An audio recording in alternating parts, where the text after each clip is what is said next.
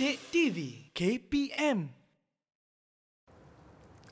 Selamat datang ke Karnival STEM Peringkat Negeri Johor tahun 2022. Hari ini ada banyak inovasi, demonstrasi dan juga hasil kreativiti yang akan dipertontonkan kepada pengunjung. Jadi saya nak carilah seorang pengunjung yang boleh membantu saya. Mana ya? Adik yang berkacamata tu. Boleh tolong tak saya? Sini. Saya ke? Ya, kamu yang berbaju pink. Saya? Ya, betul-betul.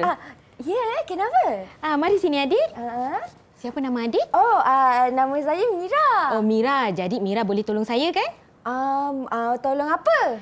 Sebelum tu saya nak tanya dulu, kalau berlakunya satu-satu kecemasan, contohnya macam sewaktu banjir, tiba-tiba berlaku tak ada elektrik. Daripada mana Mira nak gunakan cahaya? Mira akan guna cahaya dari lampu telefon bimbit. Boleh juga sebenarnya. Tapi ada satu cara sebenarnya yang kita boleh gunakan bahan-bahan di rumah saja untuk mendatang ataupun menjimatkan tenaga. Wah, macam mana tu? Tada! Wow! Jadi hebatnya. Mira tolong saya. Mira masukkan beras. Baiklah. Kita ada beras. Masukkan beras. Baik. Berapa banyak perlu Tak dimasukkan? apa, secukup rasa. Baiklah, saya masukkan beras. Setinggi mana pun tak apa. Kemudian Kemudian kita masukkan minyak. ada minyak. Ya, minyak ni yang akan menahan lampu tu ataupun lilin itu, api lilin tu lebih tahan lama. Baiklah. Kemudian kita hanya masukkan tisu saja Mira. Sumbat. Baik. Kemudian Beras, lilin tisu. kita siap. Okey. Nak tengoklah macam mana ni. Hebat kan? Wow, hebatnya inovasi. Tapi ingat, mesti utamakan keselamatan. Ya, saya nak buat ni lah dekat rumah. Boleh, boleh. Wow.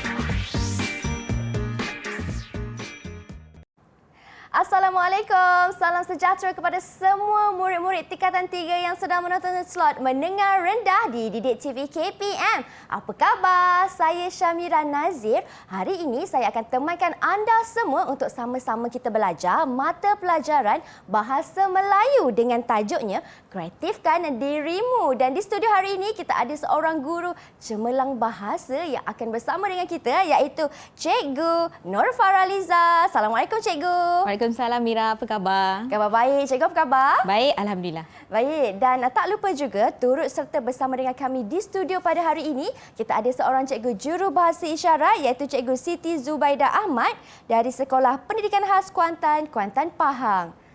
Apa khabar Cikgu? Terima kasih kerana sudi bersama dengan kami pada hari ini. Baiklah Cikgu, tak lupa juga ini yang Mira teruja nak perkenalkan mereka iaitu kawan-kawan baru saya di dalam talian di manakah mereka ada 4 orang semuanya. Salam sejahtera. Hai semuanya. Wow. Baiklah Cikgu, boleh Cikgu perkenalkan mereka? Baiklah, bersama dengan saya dan Mira di studio pada hari ini ialah pelajar pertama, Koh Chin Hao. Hai. Hai Koh Chin Hao. Pelajar kedua ialah Nurul Aina Nabila. Hai Aina. Pelajar ketiga ialah Eng Jean. Hai, salam perkenalan. Dan pelajar keempat ialah Wan Norfizana. Hai. Keempat-empat murid ini daripada sekolah SMK Taman Desa Jaya, Johor Bahru, Mira. Wow, anak murid Cikgu Ya, anak ni. murid saya sendiri. Baiklah, salam perkenalan Mira ucapkan kepada semua kawan-kawan baru Mira di dalam talian. Okey Cikgu, hari ini kita nak belajar tentang kreatifkan dirimu. Betul. Apa yang Cikgu Farah nak tekankan dalam tajuk ini? Baiklah, walaupun saya cikgu bahasa Melayu tetapi dalam menjelmakan tema di SKP Bahasa Melayu ada satu tema iaitu sains, teknologi dan inovasi. Jadi sesuai dengan hasrat KPM sebenarnya nak melahirkan murid yang lebih kreatif, berinovasi walaupun ketika mereka belajar bahasa Melayu Mira. Jadi sebab itulah tajuk kita pada hari ini, kreatifkan dirimu. Dan sebenarnya ada di sebalik kenapa kita buat gimmick lilin tadi. Nanti sekejap lagi saya terangkan. Wow, teruja Mira nak tahu cikgu. Baiklah cikgu, ayuh kita teruskan dengan paparan slide cikgu. Baik. Seperti yang sedia maklum, tajuk kita pada hari ini ialah kreatifkan dirimu, yang mana menepati di SKP dan juga kita nak ada elemen merentas kurikulum iaitu sains dan teknologi dan juga kreativiti dan inovasi. Jadi pada hari ini kita nak menyulam ilmu, Mira, iaitu standard pembelajaran kita ialah 4.4.1 membuat persembahan, mempersembahkan karya prosa. Nanti kita lihat apa itu karya prosa dalam bentuk ilustrasi menggunakan pelbagai bentuk media secara kreatif. Sebab itu kita nak lahirkan murid yang kreatif pada hari ini.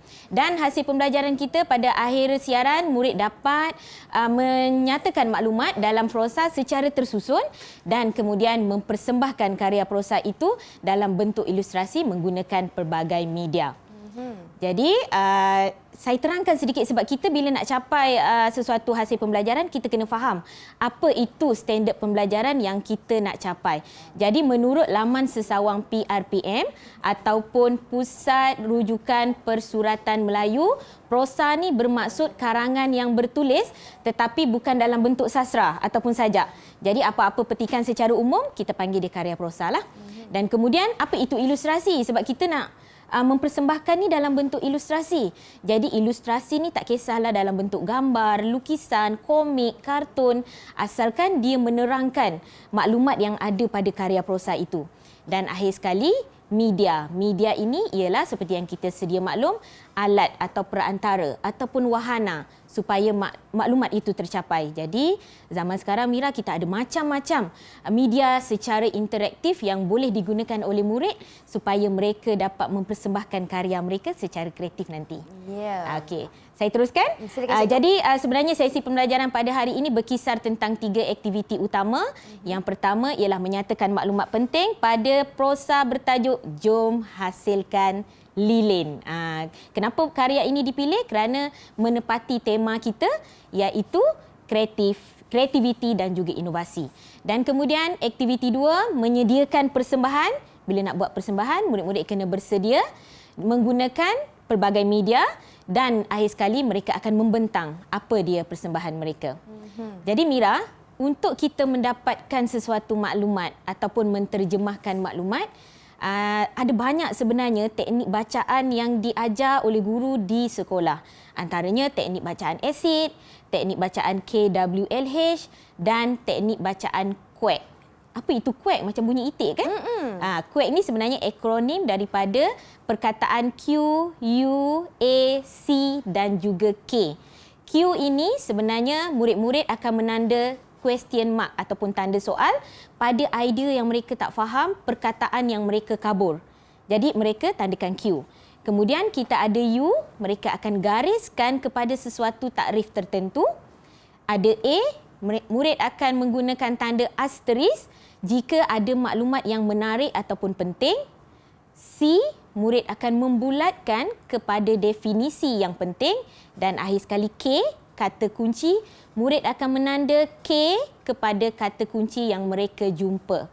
Jadi mereka akan gunakan QUAC ini untuk menterjemah karya prosa nanti supaya mereka dapat lebih faham. Sebab murid ni, Mira, bila mereka belajar menggunakan simbol-simbol, tak adalah dia baca tegak je kan. Dia gunakan simbol, warna, huruf dan sebagainya, mereka akan mudah untuk cam maklumat. Wow, macam tu rupanya. Ya. Baiklah, selepas ini Cikgu Farah akan terangkan dengan lebih mendalam lagi apa itu teknik QUAC. QUAC. Apa tu kan? Kalau nak tahu, teruskan dan kekal setia menonton mendengar rendah di Didik TV KPM. Jangan ke mana-mana.